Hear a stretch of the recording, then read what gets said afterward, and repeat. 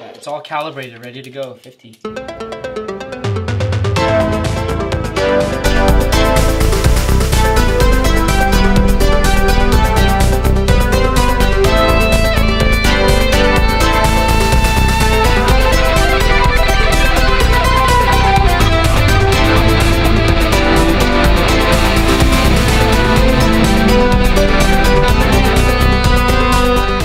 Welcome to Curiosity Public. I'm Dutch. Jules here. Dylan?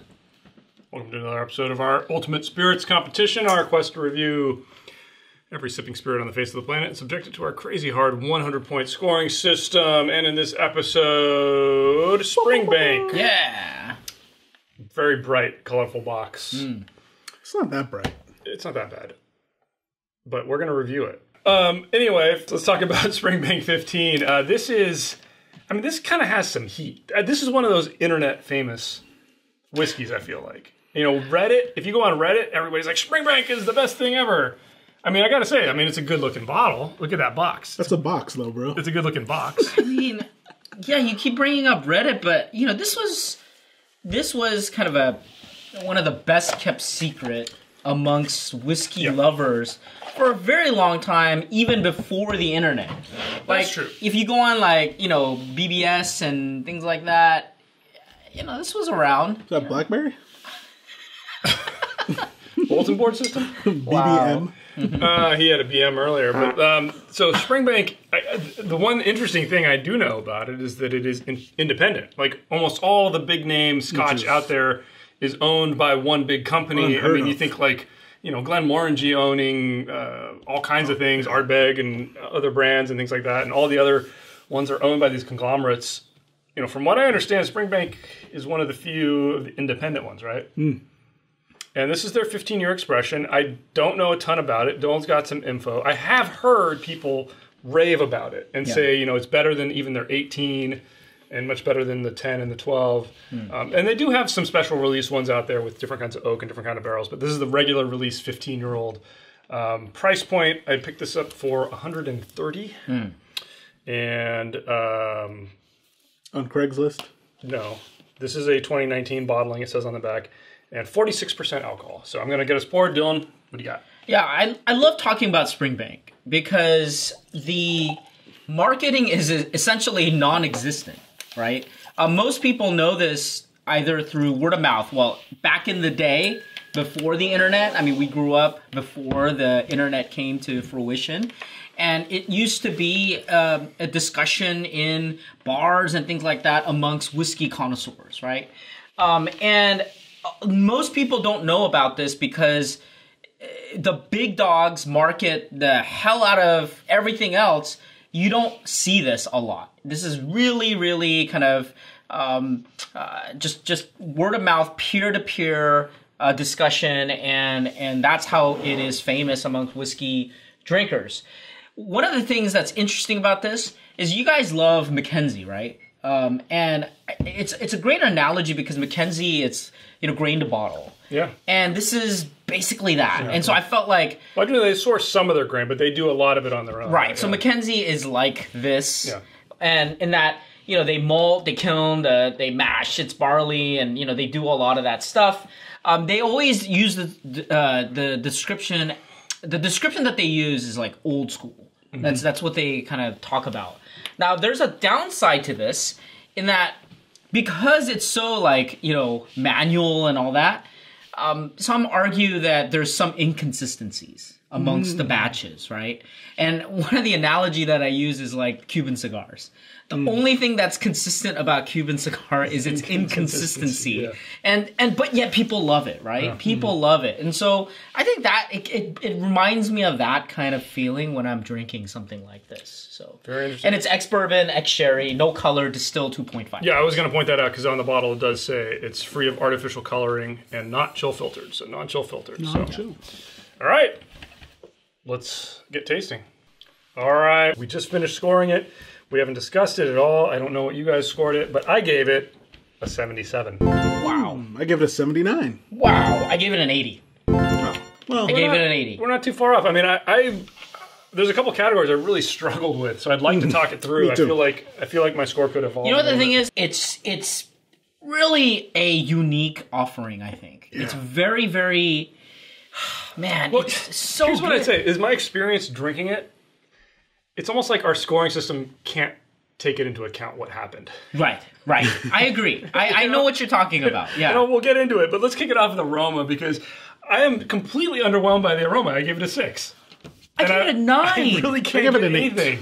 I gave it a 9. I was getting a lot of... You know what's amazing about this is that you get a little bit of that smoke and peat, but it doesn't hide the fruit and the flowers. It hit it for me.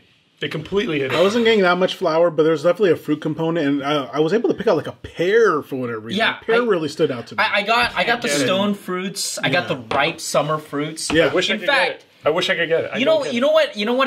This reminded me. There was enough happening there. It's subtle, but it's like it reminds me of when I was in New York, and you long for that summer heat and summer fruit. This aroma brings that memory back, and it's such a comforting... All I can think about is like the Subway funk.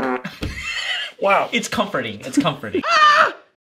Okay, that was weird. Let's move on to flavor. Initially I was at a 15, and then I let it open up, I scored everything else, I came back to it, and I bumped it to a 17. Okay. So I ended up there.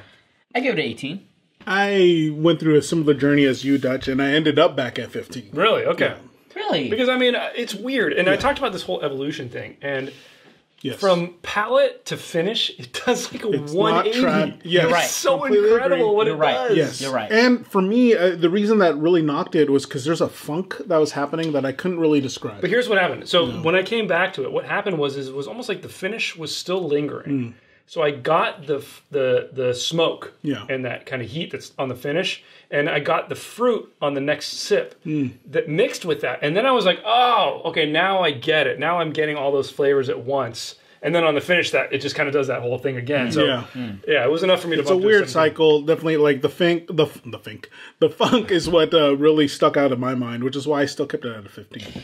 It's slight. It's very slight, but it was enough here. To where there are flavors. Oh yeah, don't look around. There are definitely flavors happening. But. Yeah, I'm not sure if I'm going to be able to convince you guys, but I wanted to just use an analogy as a journey. Right, the journey of this drink is like this. If I had a smorgasbord of different barbecued meats, essentially it feels like I went from like a short rib to like a beef rib to a ribeye to like a skirt steak. You're getting all these like different types of smoked meats. And then what you're doing is you're pairing that with the fruit juices. Like I've had dinners where they would pair not just wine with meals, but fruit juices. And it just felt like that. It felt like I was getting that in this liquid, where I was like taken through this journey from beginning to the finish.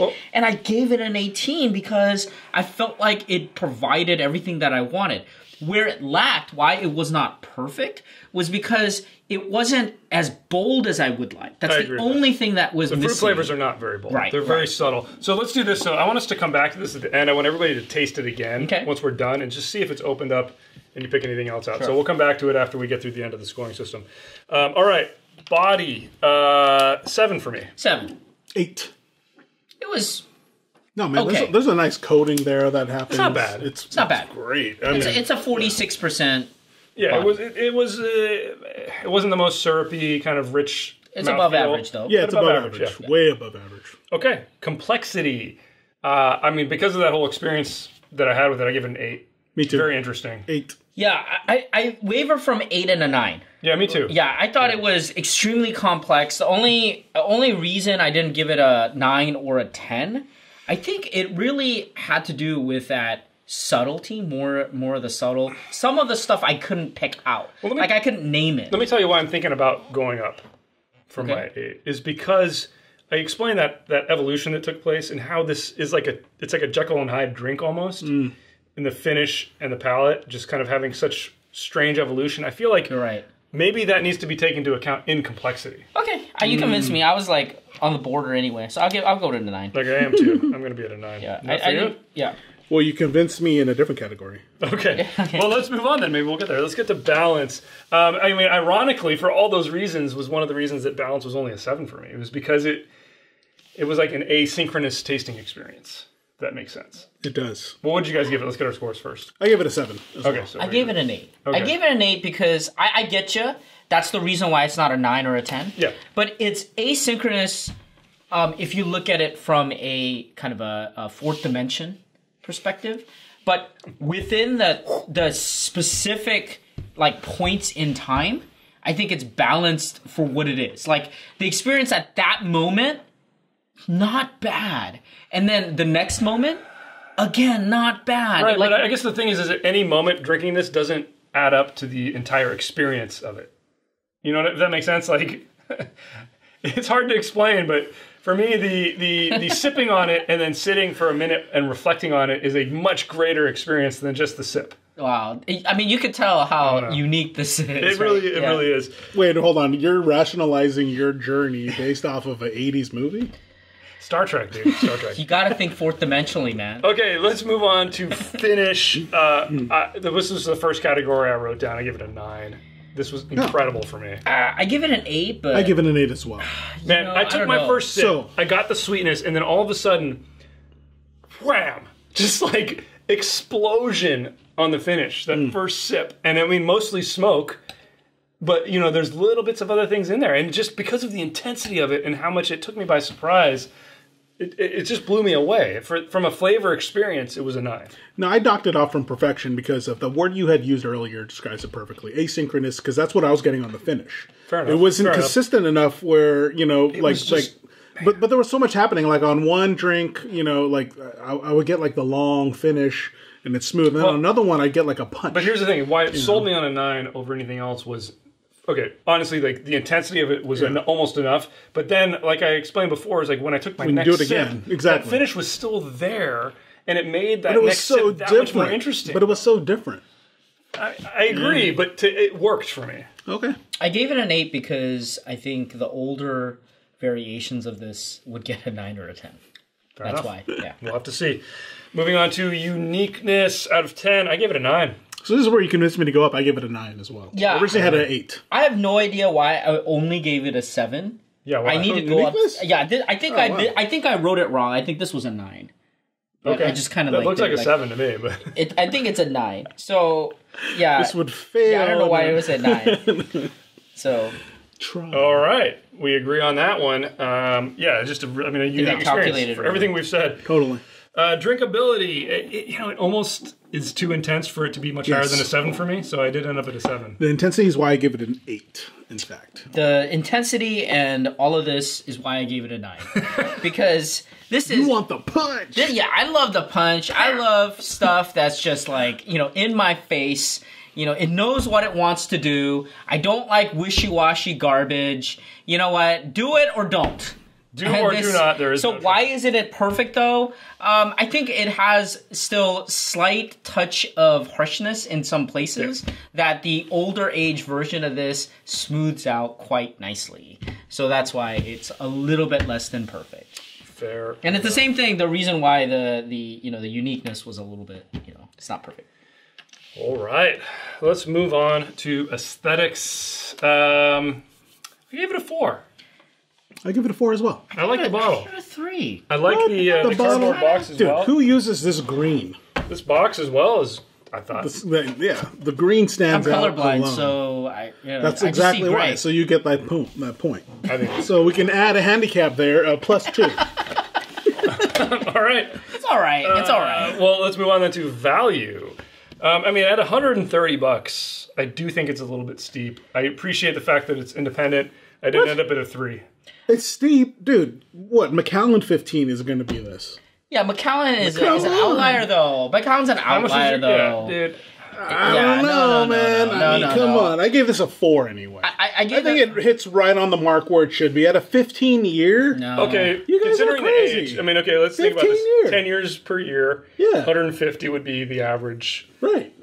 And it's 15, lower than that. No. 130? No. 15, I think you got it. I hate to say it, but I agree with Dylan. I feel like it needs to have a little bit more for being a 15. Yeah. Just a little bit more. Yeah, I gave it a 3. A little more intrigue than what they've already provided. An independent provider, guys. I want to give them the point. They're not out there. They're not want to out give there. them the point, but support the small guy. Small business alert, guys. Come on. You're right.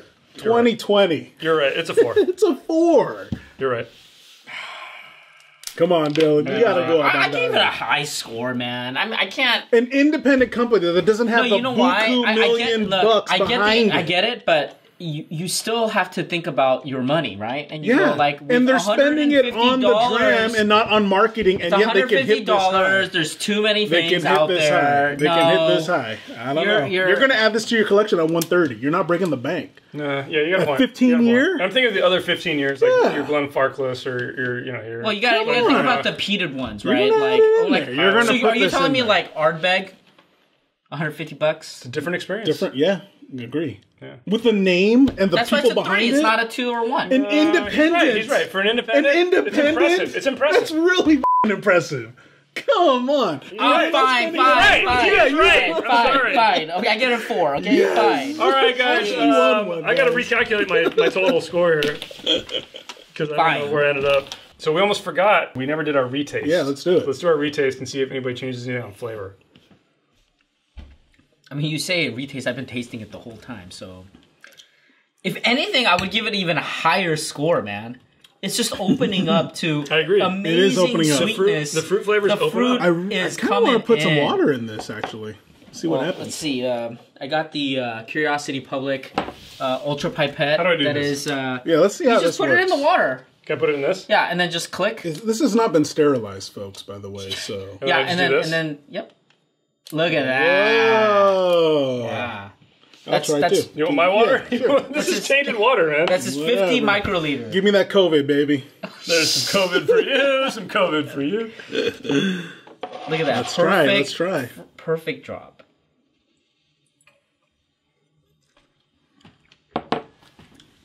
Holy shit. You know what? It opened it up big time. It really did. Oh my god. You gotta add water. I'm not adding the water. I know you're not. That's why I offered it to you. I'm not adding the water. Even with that, you brought that pipette. I'm not adding water. Because where did you dip this before? That's why. What were you sucking out with that? Wow, dude. I think I might actually have to go up. I think I have to go to an 18 on flavor. Holy moly. Look at that. That's why I'm 18 already. So we do have a 100-point grading system across 10 categories that include aroma, flavor, body, complexity, balance, finish, uniqueness, drinkability, aesthetics, and value. We do weigh flavor more, and we do discredit aesthetics and value. Discredit? We just still count them. They don't count as much. I mean, yeah, by half. What the okay, guys, I gave this an 80. Wow. I gave it an 81. I gave it an 84. Ooh, is this enough? Which gives us our official Curiosity Public Ultimate Spirits competition. Oh, real quick, sorry. So we do have everything above a 60 does get a medal. 60 and above. Thanks. Anyway, our official score... You didn't mention it. Is an 81, which does put this... 81, a gold medal for Springbank 15, a very... Dude, that's respectable. Score. Respectable. For no marketing, it's a gold. It's not respectable. It's incredible. True. Yeah, incredible. I mean, this is like triple gold and probably like Dram of the Year. This right? Would have won most of the places. I know, not my words. Yeah. And we do round down for some of you guys are going to say, like, shouldn't it be an 82 because it was 81.6666666? No. We round down. You don't get free points. You don't get free points. You got to earn it here. This is the world's hardest spirits competition, and we enforce that. Right, Jules? Sure. Well, you guys let us know in the comments below. You guys enforce us in the comments below. Hit that thumbs up if you like this episode. Subscribe for more videos from Curiosity Public. Check out our membership, Curiosity Private, on YouTube. And check out our podcast, all the major podcast platforms out there. And as always, stay safe, stay healthy. Stay curious.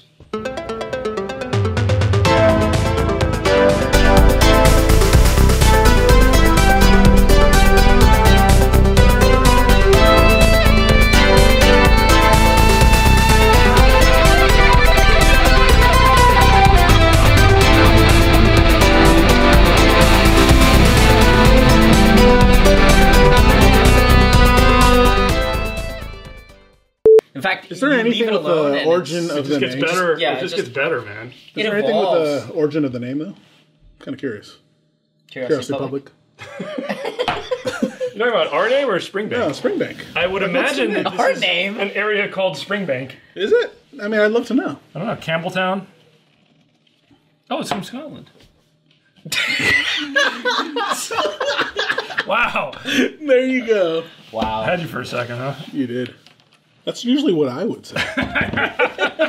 This bottle actually looks a lot like the 1920 bottle as well. It does. Just like a slightly shorter version of it. No, it's different. Yeah, okay. Okay, guys. Ah, shit, I hit record. What did that do? It's recording. It said mark.